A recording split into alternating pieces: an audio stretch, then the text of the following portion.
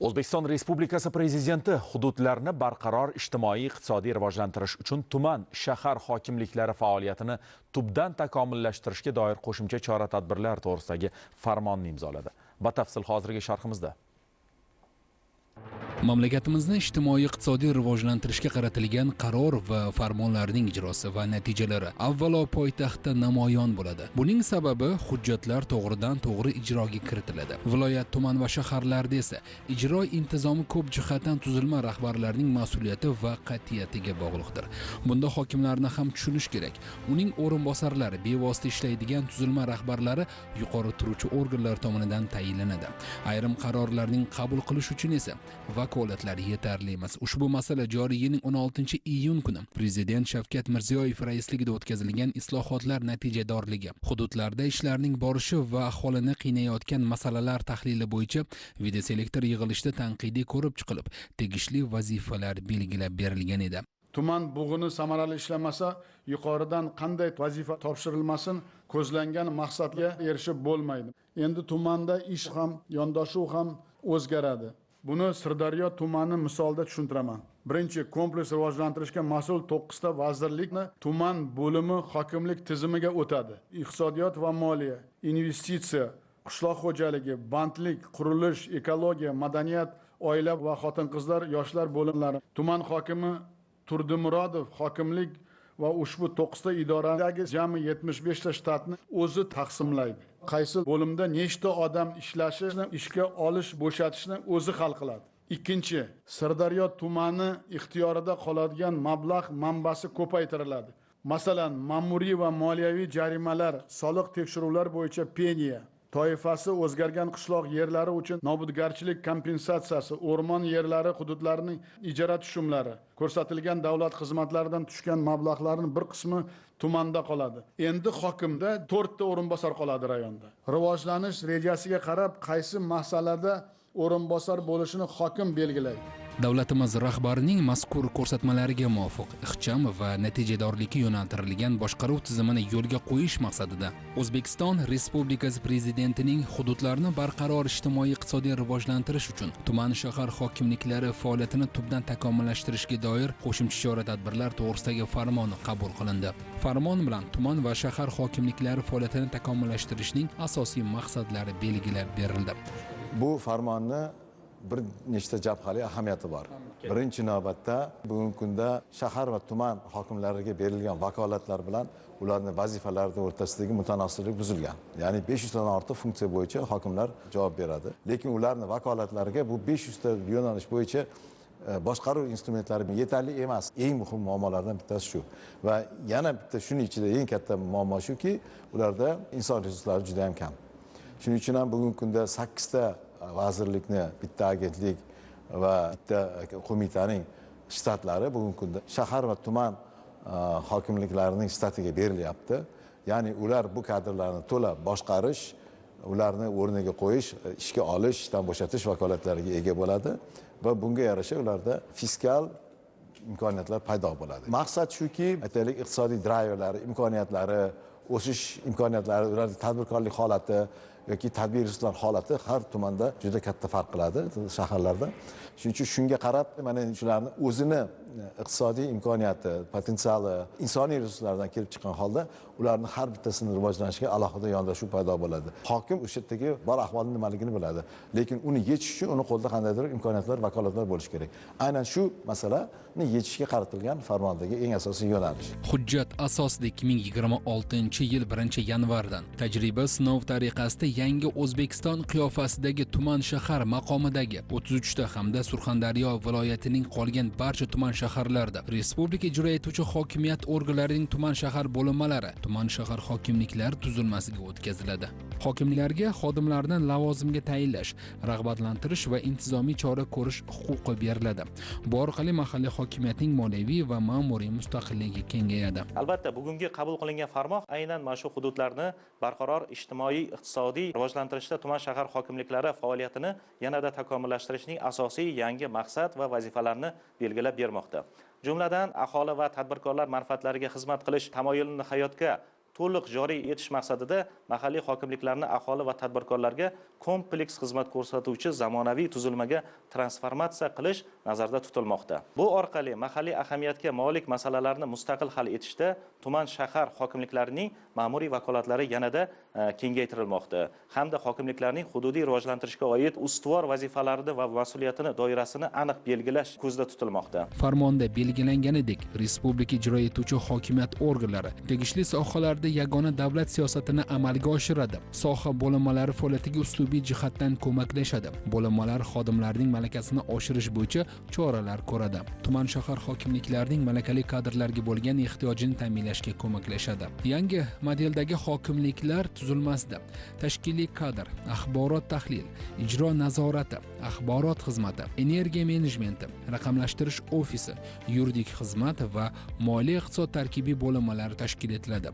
Ushbu bo'linmalar faoliyatini ijro apparati rahbari muvofiqlashtirib boradi. Raqamlarga qaraydigan bo'lsak, hozirgi kunda yangi tizim 45 ta tumanga jami joriy etilishi belgilab berilyapti tuman shaharlarga.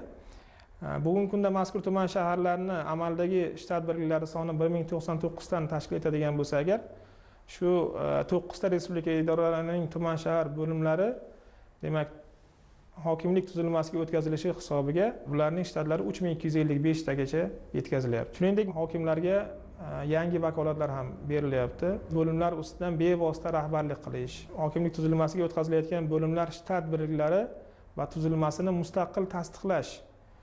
Ilgari bu bo'limlarning shtat birliklari yoki viloyat boshqarmasi tomonidan yoki respublika vazirlik idoralari tomonidan tasdiqlab kelingan. Shuningdek, bu bo'limlar xodimlarini lavozimga tayinlash, lavozimdan ozod etish, rag'batlantirish yoki intizomiy jazo choralarini qo'llash ham demak hokimliklarning vakolatiga o'tyapti.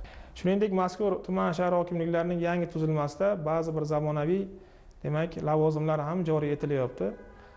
Misol uchun energiya menejeri bugungi kundagi zamon talablaridan kelib chiqib raqamlashtirish ofisi tumandagi raqamlashtirish vazifasi bilan shug'ullanadigan. Shu bilan birga hokimliklarga tegishli hudud ixtisoslashuvi va drayverlardan kelib chiqib hokim o'rinbosari mas'ul bo'lgan yo'nalishlarni belgilash huquqi berilyapti. Oldinlari tuman shahar hokimliklarining tuzilmalari respublika bo'yicha demak yagona qolip bo'yicha bir xil bo'lardi. Hozirda endi esa tuzilmalar o'sha hududni demak imkoniyatlaridan, hududni xususiyatlaridan kelib chiqqan holda har bir tuman shahar hokimligi o'zini demak o'sha hududni talablari, drayverlariga, aholining ehtiyojlaridan kelib chiqqan holda o'zini tuzilmasini tashkil etish imkoniyatiga ega bo'lyapti. Shu bilan birga yana bitta katta yangilik, hokimliklar tuzumida ijro apparati degan tuzilma tashkil qilinyapti. Bu ijro apparati ertaga hokimliklarda mana shu amalga oshirilayotgan ishlarni o'sha tizimli bo'lishini, doimiy, davomiy bo'lishini ta'minlasa, bir tarafdan demak o'sha hokimlik tizimida ishlarni ham strategik demak asosda amalga oshirishni imkoniyatini beradi. Farmon talablari asosida hokim o'rinbosarlarining soni Surxondaryo viloyati hokimligida 6 nafar, tuman shahar hokimliklarida 4 nafar etib belgilandi. Eng ahamiyatli jihati, hokimlar endilikda o'z o'rinbosarlarini lavozimga tayinlaydi va ozod etadi. O'rinbosarlari mas'ul bo'lgan yo'nalishlarni belgilab beradi. Farmon doirasida Sirdaryo tumani ham 33 ta tuman shaharlar doirasida tanlab olingan. Bir nechta yo'nalishlar bo'yicha driver sohalarini rivojlantirish belgilab olingan. Ayniqsa logistika, turizm va xizmatlarni rivojlantirish uchun mana shu 9 ta vazirlik idoralarida tuman bo'linmalari faoliyati, ulardagi xizmat vazifalarini bajarayotgan malakali xodimlarni yana ham ishlarini jadallashtirish uchun, samaradorligini oshirish uchun juda ko'p imkoniyatlar belgilab berilgan. Mustaqil ravishda qaror qabul qilish yoki bo'lmasam berilgan vazifa topshiriqlarni, fuqarolarimizni murojaat va muammolarini yoki bo'lmasam ular uchun yaratilgan imkoniyatlarni yana ham tizimli ravishda hal etilishiga xizmat qiladi. Tuman va shaharlardagi hokimlar to'planib o'zida qanday muammolar bo'layotganini, ularni qanday hal qilayotganini, mana yangi farmon ularga qanday imkoniyatlar bergani, hokimlarning hamkorlik kengashlarini muhokama qiladi. Bu endi hokimlar o'rtasidagi muloqot.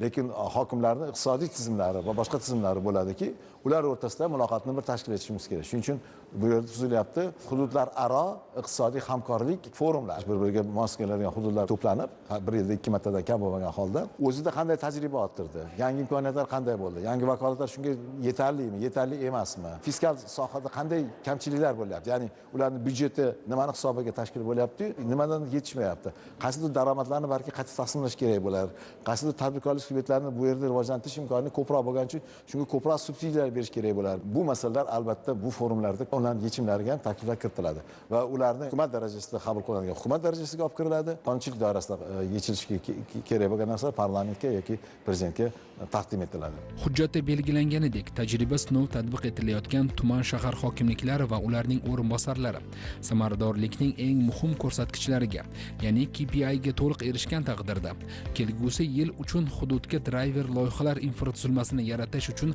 ajratiladigan mablag'lar miqdori 15% ga oshiriladi.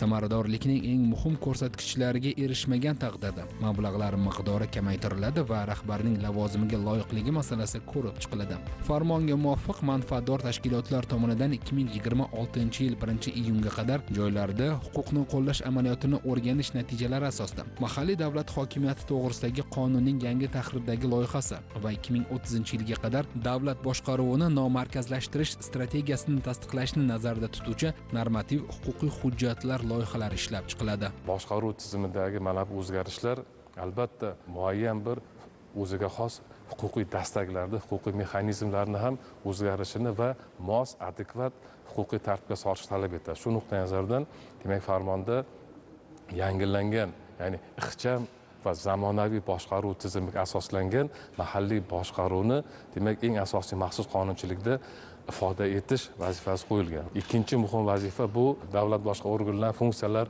reyestrini tahlil qilish, yuritish va bu orqali bevosita markazdagi va joylardagi davlat boshqaruv organlarini o'zaro vakolatlarini bir-birini takrorlanishidan oldini olish va shu orqali samarali boshqaruvni yo'lga qo'yish, shakllantirishga qaratilgan. Va uchinchisi 2030-yilga qadar mamlakatimizda davlat boshqaruvini nomarkazlashtirish strategiyasini ishlab chiqishdan iborat. Bu nihoyatda muhim strategik hujjat.